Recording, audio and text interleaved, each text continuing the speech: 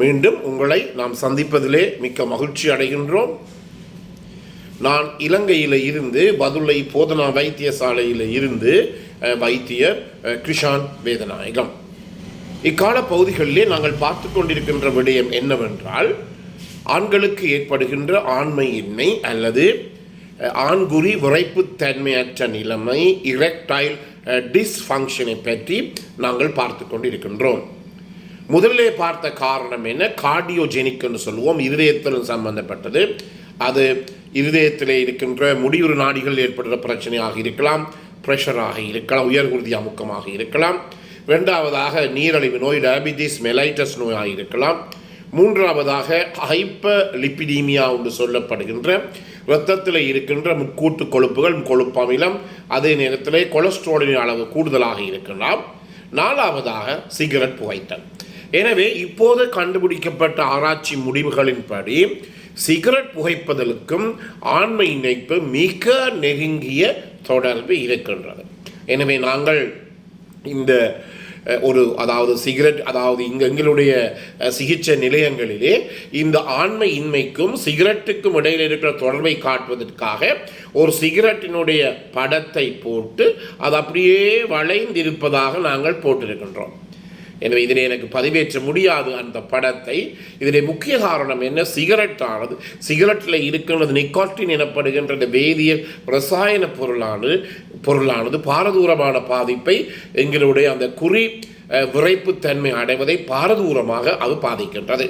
எனவே இந்த சிகரெட்டுக்கும் ஆண்மை இன்மைக்கும் இடையில் மிக மிக நெருங்கிய தொடர்பு இருக்கிறது. அதே நேரத்தில் சிகரெட் குடித்தலை விட்டவுடன் அந்த ஆண்மை இன்மையானது 3-6 மாதத்துக்குள்ளுக்காக சாதாரண நிலைக்கு திரும்பியதாக பலதரப்பட்ட ஆராய்ச்சி முடிவுகள் தெரிவிக்கின்றது. எனவே இது சில பேர் இருக்கிறார்கள், உலகம் முழுவதும் அலைந்து மருந்துகள் எடுப்பது தான் வேலை. ஆனால் அவர்களுடைய இந்த பிஹேவியர், பழக்க வழக்கங்களை அவர்கள் மாற்ற தயாராக இல்லை.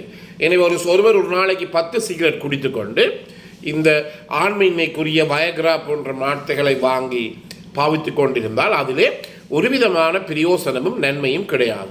அதான் பிரச்சனை. உங்களுக்கு தெரியும், இன்று உலகம் முழுவதும் மருத்துவம் எல்லாம் ஒரு வர்த்தக ரீதியாக கமர்ஷியலைஸ் பண்ணப்பட்டு இருக்கின்றது. எனவே தான் என்ன செய்கிறார்கள், இவர் சிகரெட் குடித்தாலும் பரவாயில்லை, எங்களுக்கு தங்களுடைய பொருள் வித்தால் சரி என்ற ஒரு நிலைமையிலே தான் எங்களுடைய இந்த மருத்துவ உலகம் என்று இருந்து கொண்டிருக்கின்றது. என்றபடினாலே முக்கியமாக ஆண்மை இன்மை என்ற பிரச்சனையை பற்றி கதைப்பவர்கள் முக்கியமாக என்ன செய்ய வேண்டும்? உடனடியாகவே நீங்கள் இந்த சிகரெட் குடித்தலை நீங்கள் நிப்பாட்ட வேண்டும். அதே நேரத்திலே இன்னும் ஒருவர் கேட்கலாம், இந்த அரக் அதாவது சாராயம் குடிப்பதும் மது குடிப்பதற்கும் இதுக்கும் இடையில் நேரடிய தொடர்பு இருக்கின்றதா என்று. உண்மையாக அப்படி ஆராய்ச்சி முடிவுகள் ஒன்றும் இந்த மதுவுக்கும் ஆண்மையின்மைக்கும் உடைய மிக நெருங்கிய தொடர்பு இருப்பதாக கண்டுபிடிக்கப்படவில்லை. ஆனால் மது அருந்தி ஒரு நிலைமைக்கு பிற்பாடு, ஒரு லெவலுக்கு பிறகு அந்த ஆணினாலே நடக்கக்கூட முடியாது. நீங்கள் ஒரு கோட்டை கீறிவிட்டால், நாங்கள் வைத்தியர்கள் சாதாரணமாக வைத்தியசாலையில் செய்வது ஒரு நிலத்தில் இருக்கின்ற ஒரு நேர கோடொன்று இருந்தால், அல்லது சிமெண்ட்லே தான் நேர தவாளி போன்று இருந்தால் அது நேராக நடக்க சொல்லுவோம். அது அவரால் இயலாது. எனவே சாதாரணமாக ஒரு அளவுக்கு மேலே இந்த மதுவை அருந்தினால் அவருக்கு உணர்ச்சியற்று போயிடும், இந்த நிலைமை தடுமாறி போயிடும். அதன் பிற்பாடு வீட்டுக்கு சென்று மனைவியுடன் எப்படி இந்த பாலியல் ரீதியான தொடர்புகளை மேற்கொள்வது. எனவே அது மற்றொரு பிரச்சனையாக இருக்கின்றது. ஆனால் நேரடியாக இவ்வாறு இந்த ஸ்மோக்கிங், அதாவது சிகரெட் குடிப்பது என்பது நேரடியாக ஆண்மையை பாதிக்கின்றதோ அதே போல மதுவினுடைய நேரடி பாதிப்பு இல்லை. ஆனால் அதை சுற்றி வர பல பிரச்சனைகள் இருக்கின்றன. என்ன பிரச்சனை இருக்கும்? ஒன்று, மது அறிந்தின பிற்பாடு அவருக்கு இந்த பேரனாய்டு ஐடியாஸ் என்று சொல்லுவோம். பேரனாய்டு என்று சொல்லும்போது சந்தேகம் வரும், மனைவியிலே சந்தேகம் வரும்.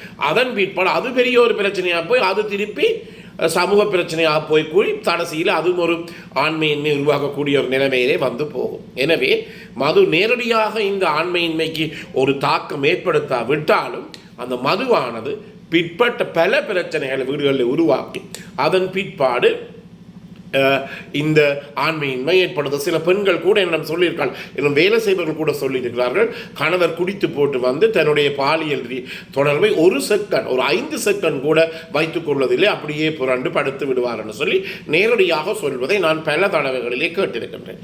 எனவே இது அதாவது இதை என்றபடினாலே சிகரெட் குடிக்கக்கூடாது, மது குடிக்கலாம் என்ற நிலைமையை நான் சொல்லவில்லை.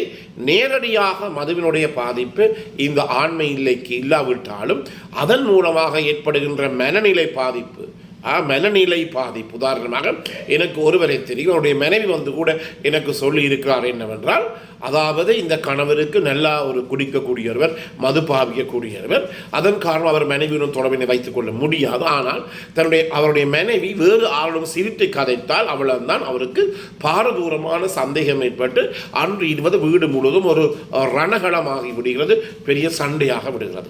இதைத்தான் நாங்கள் இதை பெரனாய்டு ஐடியாஸ் என்று சொல்லுவோம். எனவே மதுவினுடைய ஒரு பாதிப்பு இந்த சந்தேகம். ஏனெனில் மனைவி ஒரு ஆணுடன் கதைத்து திரித்து பேசினால் அல்லது அலுவலகத்திலே கதைத்து திரித்து பேசினால் அந்த அலுவலகத்திற்குள்ள அந்த மனைவி தொடர்பு என்ற ஒரு பிரச்சனை அவருக்கு ஏற்படுது. ஏன் அவராலே தன்னுடைய மனைவியுடன் ஒழுங்கான பாலியல் தொடர்புகளை வைத்துக் கொள்ள முடியாத ஒரு நிலைமை என்றபடியினாலே தான் இதை நீங்கள் கவனித்துக் கொள்ள வேண்டும். அடுத்ததாக இந்த இடுப்பிலே செய்யப்படுகின்ற பெரிய ஆப்ரேஷன்கள், சத்திர சிகிச்சை, அதாவது மேஜர் பெல்விக் சர்ஜரி என்று சொல்லுவோம். உங்களுக்கு தெரியும், இந்த இடுப்பிலே பலதரப்பட்ட நாங்கள் முக்கியமாக பலதரப்பட்ட சிகிச்சையை நாங்கள் மேற்கொள்வோம். அதில் முக்கியமாக உங்களுக்கு தெரியும், ஆண்களுக்கு ஆண்களிலே இருக்கின்ற இந்த சிறுநீர் பைக்கு அடியிலே ஒரு சுரப்பி இருக்கின்ற, அதை நாங்கள் சொல்லுவோம் முன்னிற்கும் சுரப்பி அல்லது ப்ரோஸ்ட்ரேட் கிளாண்ட். எனவே இந்த ப்ரோஸ்டேட் கிளாண்ட் உங்களுக்கு தெரியும் மிக முக்கியமான அங்கத்தை வகிக்கிறது. இந்த 50 வயசுக்கு மேலே செல்லுகின்ற போது இந்த ப்ரோஸ்டேட் கிளாண்டுடைய வீக்கம், அதாவது ஹைப்பர்ட்ரோஃபி ஆஃப் ப்ரோஸ்டேட் என சொல்லுவோம், இந்த ப்ரோஸ்டேட் இந்த முன்னிற்கும் சுரப்பியினுடைய வீக்கம் ஏற்படுகிறது. இது பின்னாளிலே அது கொஞ்சம் கொஞ்சமாக அது என்னவாக மாறிவிடும், புற்றுநோயாக மாறிவிடும். இந்த நிலைமையிலே நாங்கள் அந்த ப்ரோஸ்டேட் கிளாண்ட், அதாவது முன்னிற்கும் சுரப்பியை நாங்கள் அகற்றுவதற்காக நாங்கள் என்ன செய்வோம் என்றால் இந்த சத்திர சிகிச்சையை மேற்கொள்ளும். அதாவது சொல்லுவோம் ரெடிக்கல் ப்ரோஸ்டெக்டமி என்று சொல்லுவோம். இந்த சத்திர சிகிச்சையை மேற்கொள்ளும். இதன் போது கூட அதன் ஊடாக வருகின்ற நரம்புகளில் ஏதாவது பாதிப்பு, மிகப்பெரிய ஒரு சத்திர சிகிச்சை என்றபடினாலே அதன் ஊடாக வருகின்ற நரம்புகளிலே பாதிப்பு ஏற்படுத்தி அதன் பிற்பாடு ஆண்மை இன்மை ஏற்படலாம். எனவே இடுப்பிலே, ஆண்களுக்கு இடுப்பு பகுதியிலே செய்யப்படுகின்ற பெரிய சத்திர சிகிச்சைகள் கூட இந்த ஆண்மை இன்மைக்கு காரணத்தை ஏற்படுத்தும். அதே நேரத்தில் ஆண்களுக்கு இடுப்பு பகுதியில் ஏதாவது புற்றுநோய் இருந்தால் நாங்கள் அந்த புற்றுநோய்க்காக என்ன செய்வோம், இந்த ரேடியோ தெரப்பி, அதாவது கரண்ட் பிடிப்போம் என்று சொல்லுவார்கள், ரேடியோ தெரப்பியை கொடுப்போம். அதன் காரணமாகவும் அந்த கரண்டை நாங்கள் இந்த புற்றுநோய்க்காக பாவிக்கின்ற போது, நான் இது சாதாரணமாக சொல்லுகிறேன், சாதாரண உண்மையான வசனம் என்றால் அதை நாங்கள் ரேடியோ தெரப்பி என்று சொல்லுவோம், கரண்ட் பிடிப்பது என்று சொல்லுவார்கள்.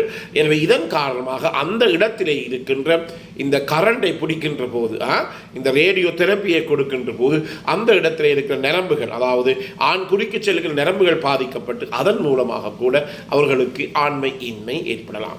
எனவே இவ்வளவு நேரம் நான் சொன்ன விடயம் என்ன, இருதயம், நாடி, நாளம், இரத்தத்துடன் சம்பந்தப்பட்ட பிரச்சனைகள், அதை நாங்கள் கார்டியோஜெனிக் காசஸ் என்று பார்ப்போம். நாளைக்கு நாங்கள் என்னத்தை பார்ப்போம், நியூரோஜெனிக் காசஸ் ஆஃப் இந்த எரெக்டல் டிஸ்ஃபங்க்ஷன், அது நரம்பு சம்பந்தப்பட்ட விடயங்கள் காரணமாக ஏற்படுகிற பாதிப்பை பற்றி நாங்கள் நாளை நிகழ்ச்சியிலே பார்த்துக் கொள்வோம். எனவே இந்த நிகழ்ச்சி உங்களுக்கு பிடித்திருந்தால் பார்க்காத அறிமுகப்படுத்துங்கள். இதை லைக் பண்ணலாம், ஷேர் பண்ணலாம், கட்டாயமாக மறக்காமல் சப்ஸ்கிரைப் பண்ண தவறாதீர்கள். மணிச்சின்னத்தை அல்லது பெல் சைனை அமர்த்தி அதே நேரத்தில் நேரடியாக தொடர்பு கொள்ள விரும்பினால் 0094-7735-62-45 பிறந்திருக்கின்ற நாள் உங்கள் அனைவருக்கும் இனிய பொழுதாக அமைய அனைவருக்கும் பொதுவான உறவினை வேண்டி விடைபெறுகிறேன். நன்றி, வணக்கம்.